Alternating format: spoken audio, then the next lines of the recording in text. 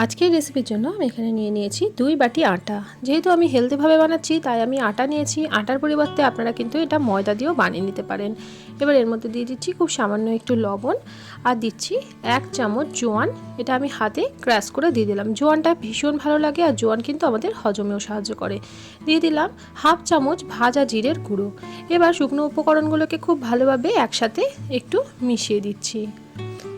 এবার এর মধ্যে দিয়ে দিচ্ছি বয়নের জন্য সাদা তেল 2 চামচ। তো বন্ধুরা, আপনারা এই সাদা তেলের পরিবর্তে বাটার অথবা ঘিও ময়ানে দিতে পারেন। তো খুব ভালোভাবে এই তেলটা একটু আমি এর মধ্যে ময়ান দিয়ে দিচ্ছি। এই রেসিপিটা কিন্তু ভীষণ হেলদি রেসিপি। রোজ রোজ রুটি তরকারি করতে ভালো না লাগলে আপনারা কিন্তু সকালের টিফিনে অথবা রাতের ডিনারেও এটা বানিয়ে নিতে পারেন। অল্প অল্প করে জল দিয়ে, যেমন আমরা রুটি বা পরোটার জন্য আটা মাখি, তো সেরকমভাবেই এখানে মেখে নিতে হবে। খুব বেশি কিন্তু জল দেবেন না, অল্প অল্প করে জল দিয়ে, যেমন নর্মালভাবে আমরা যে ডো তৈরি করি, খুব নরমও না আবার খুব শক্তও না, সেরকমভাবে কিন্তু এই ডোটা তৈরি করে নিতে হবে। তো এখন দেখুন এখানে কিন্তু ডোটা আমাদের তৈরি হয়ে গেছে। এবার ডোটাকে আমরা রেস্টে রেখে দেবো। তো ততক্ষণে আমরা একটা স্টাফিং বানিয়ে নেব। তো আমি এখানে একটা চপার নিয়েছি। তো এরকম চপার যদি আপনাদের কাছে না থাকে তো আপনারা সবজিগুলোকে কুচি কুচি করে কেটেও নিতে পারেন। তো এর মধ্যে দিয়ে দিলাম কিছুটা বিনস, দিয়ে দিলাম অর্ধেকটা ক্যাপসিকাম, আর দিচ্ছি খুব অল্প একটু গাজর। আপনারা এখানে পেঁয়াজ রসুনও দিতে পারেন, তবে আমি সম্পূর্ণ নিরামিষ বানাচ্ছি। একটা কাঁচা লঙ্কা দিয়ে দিলাম, তবে ঝালটা আপনারা আপনাদের প্রয়োজন মতো দেবেন। যেহেতু বাচ্চারা খাবে তাই আমি একটু ঝালটা কমই দিচ্ছি। তো খুব ভালোভাবে এখানে এটাকে আমরা চপ করে নিচ্ছি। তো এখন দেখুন খুব ভালোভাবে চপ হয়ে গেছে। খুব কিন্তু একদম ফাইন করে চপ করিনি, একটু সবজিগুলো গোটা গোটা রেখেছি। তো এরকমভাবে কিন্তু একটু চপ করে নিতে হবে। তো এবার একটা ফ্রাই প্যান বসিয়ে দিলাম। তো ফ্রাই প্যানের মধ্যে দিয়ে দিচ্ছি হাফ চামচ তেল। আর এখানে বলে রাখি, সবজিগুলো কিন্তু আমি চপ করার আগেই ভালো করে ধুয়ে নিয়েছি। চপ করার পরে কিন্তু আর সবজিগুলো ধোয়া যাবে না। এবার এই তেলের মধ্যেই দিয়ে দিচ্ছি হাফ চামচ গোটা জিরে। এবার দিয়ে দিচ্ছি চপ করা সবজিগুলো। তো সবজিগুলো দিয়ে খুব ভালোভাবে একটু নাড়াচাড়া করে নেবো। গ্যাসের ফ্লেমটা কিন্তু একদম লোতে রাখতে হবে। তো বন্ধুরা, এখানে আপনারা আপনাদের পছন্দ মতো যে কোনো সবজি অ্যাড করতে পারেন। বাচ্চারা তো সবজি খেতে খুব একটা পছন্দ করে না, তো এভাবে বাচ্চাদেরকে বানিয়ে দেবেন, বাচ্চারা কিন্তু ভীষণ পছন্দ করবে। তো বন্ধুরা, খুব ভালোভাবে দেখুন আমি এখানে সবজিটাকে একটু তেলের মধ্যে নাড়াচাড়া করে দিয়েছি। এখন দিয়ে দিচ্ছি সামান্য একটু লবণ, যাতে সবজিগুলো খুব তাড়াতাড়ি নরম হয়ে যায়। তো লবণটা দিয়ে দিয়েছি। এরপর দিয়ে দিচ্ছি ভাজা জিরের গুঁড়ো হাফ চামচ, আর দিচ্ছি ধনের গুঁড়ো হাফ চামচেরও একটু কম। কালারের জন্য একটু মতো কাশ্মীরি লঙ্কার গুঁড়ো দিয়ে দিলাম, আর দিচ্ছি সামান্য একটু হলুদ গুঁড়ো।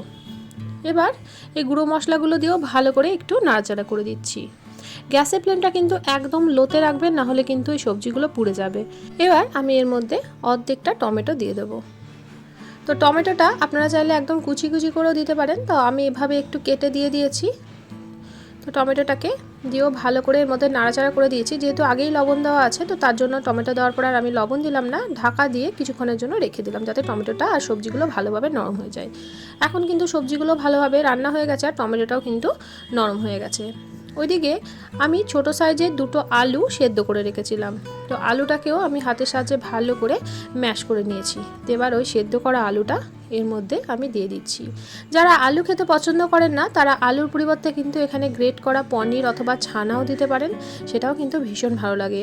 এবার দিয়ে দিচ্ছি কিছুটা চাট মশলা, এতে করে ভীষণ চটপটা লাগে। আর একটু লবণ দিয়ে দিলাম, লবণটা একটু কম হয়েছিল, তো আলুটা দিলাম বলে আমি একটু লবণ দিয়ে দিলাম। তো খুব ভালোভাবে আলুর সাথে এগুলোকে একটু মিশিয়ে দিচ্ছি। তো বন্ধুরা, এই রেসিপিটা কিন্তু ভীষণ হেলদি, আর ছোট থেকে বড় সবাই কিন্তু খেতে ভীষণ পছন্দ করবে। ভালো করে আমরা পুরটা রেডি করে নিলাম। এই পুরটা কিন্তু ভীষণ চটপটা লাগে। চাট মশলা দেওয়ার জন্য এর টেস্টটা কিন্তু একদমই পাল্টে যাবে। তো পুরটা একদমই আমাদের রেডি হয়ে গেছে। সব শেষে এর ওপর থেকে কিছুটা ধনেপাতা কুচি আমি ছড়িয়ে দিলাম। ধনেপাতা কুচিটা হাতের কাছে থাকলে দেওয়ার চেষ্টা করবেন, এতে করে ভীষণ ভালো লাগবে খেতে। তো গ্যাসের ফ্লেমটা বন্ধ করে দিলাম। এখন এই পুরটাকে সম্পূর্ণ ঠান্ডা করে নিতে হবে। একটা প্লেটের মধ্যে তুলে আমরা একদম ঠান্ডা করে নেব। এইদিকে যে আটাটা মেখে আমরা রেস্টে রেখেছিলাম, সেটাও কিন্তু অনেকক্ষণ রেস্ট হয়ে গেছে। পুরটা বানাতে যতক্ষণ লেগেছিল ওই 10 মিনিট থেকে 15 মিনিট মতো এটা কিন্তু রেস্টে ছিল। তো এখন সুন্দরভাবে কিন্তু সেট হয়ে গেছে। এবার এর থেকে আমরা লেচি কেটে নেব। যেমন করে আমরা রুটির লেচি কাটি, তো সেরকমভাবে কিন্তু লেচিটা কেটে নেব। তো বাচ্চাদের টিফিনে কিন্তু এই রেসিপিটা আপনারা বানিয়ে দিতে পারেন, বাচ্চারা কিন্তু ভীষণ ভালোভাবে খাবে। বাচ্চারা তো একদমই সবজি খেতে চায় না, তো এভাবে বানিয়ে দিলে সবজিটাও বাচ্চাদের পেটে পড়বে আর আপনারাও নিশ্চিন্ত থাকবেন। মায়েদের তো একটাই চিন্তা যে বাচ্চাদেরকে কিভাবে আমরা হেলদি খাবার দেবো, তো এটা কিন্তু বানাতে পারেন। তো এখন দেখুন পুরটা কিন্তু একদমই ঠান্ডা হয়ে গেছে, এদিকে লেচিটাও কাটা হয়ে গেছে, এদিকে একটা চপিং বোর্ড নিয়ে নিয়েছি। এবারে চপিং বোর্ডের মধ্যে অল্প একটু আটা ছড়িয়ে নিলাম। তো এবার আটা দিয়ে খুব ভালোভাবে এটাকে একটু বেলে নেবো, খুব বেশি বড় না, ওই লুচির মতো করে এটাকে আমরা বেলে নেবো। তো এটা আমাদের বেলা হয়ে গেছে, খুব পাতলা কিন্তু করিনি, একটু মোটা রেখেই বেলেছি। এবার এর মধ্যখানে দিয়ে দিলাম 1 চামচ স্টাফিংস।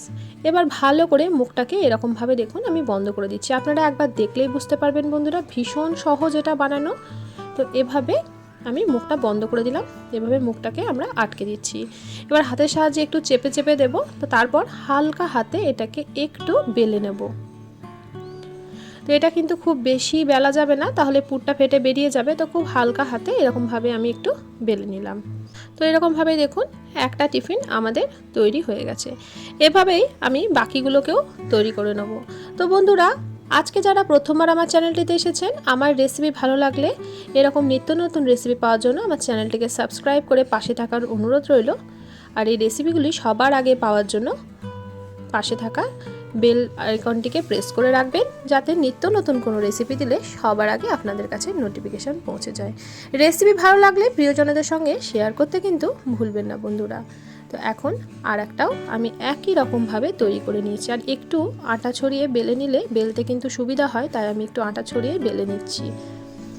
তো এখন এরকমভাবেই আমি সবগুলোকেই তৈরি করে নিয়েছি। এবার এগুলোকে আমরা ভেজে নেব।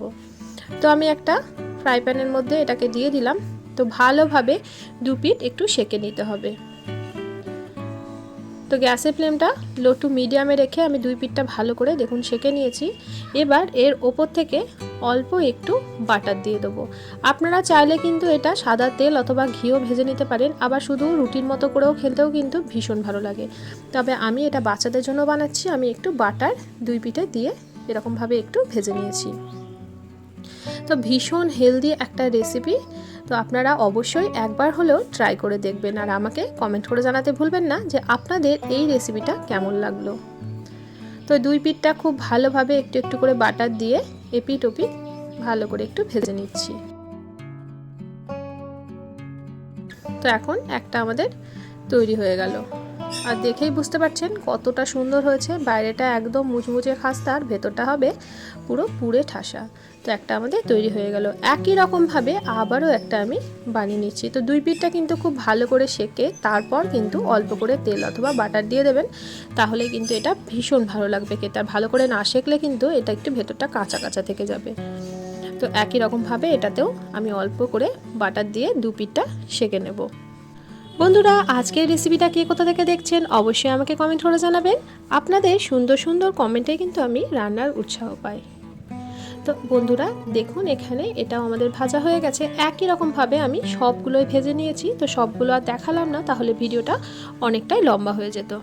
তো এভাবে এপিঠ ওপিঠ উল্টে পাল্টে ভালো করে একটু গোল্ডেন ব্রাউন কালার করে এবার এটাকে আমরা সার্ভ করে নিচ্ছি। তো এর সাথে খাওয়ার জন্য আর কিন্তু আলাদাভাবে কোনো তরকারি আর বা কোনো চাটনি আমি বানাইনি, এটা শুধু মুখে খেতেই ভীষণ ভালো লাগে। চাইলে আপনারা একটু সস দিয়ে সার্ভ করতে পারেন। বন্ধুরা, আজকের রেসিপি কেমন লাগলো অবশ্যই কমেন্ট করে জানাবেন। আজকের মতো আসি, দেখা হবে অন্যদিন অন্য একটা রেসিপির সাথে। আমার রেসিপিটি এতক্ষণ পর্যন্ত ধৈর্য সহকারে দেখার জন্য সকলকে অসংখ্য ধন্যবাদ। সবাই ভালো থাকবেন, সুস্থ থাকবেন, সাবধানে থাকবেন।